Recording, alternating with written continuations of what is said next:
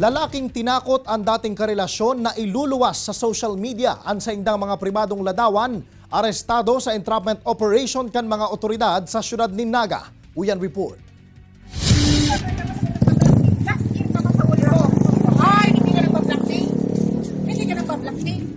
Mayo na ni naginibo ang lalaking ini.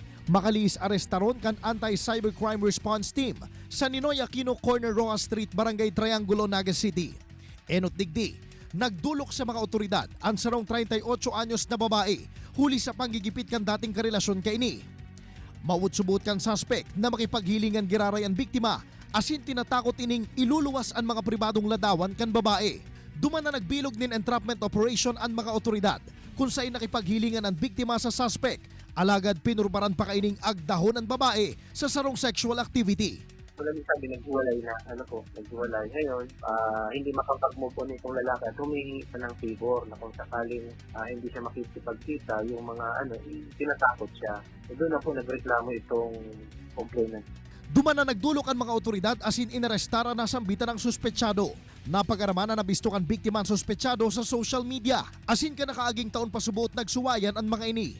Nakatalaan man na sunadan ng kasong may koneksyon sa anti-cybercrime law asin bawal bastos law ang nasambitan ng suspetsyado na nagtitinir ng unyan sa kustudiya kan mga otoridad. Nagpatanid man si babagay sa publiko, ganing malikayan ang mga siring na insidente. So, sa atin po mga kababayan, maging maingat po. Huwag tayo pong magbibigay kung may mga karelasyon. Huwag tayo magbibigay ng mga picture. Ipad ng huli, diyan po ay pwedeng magamit laban sa atin.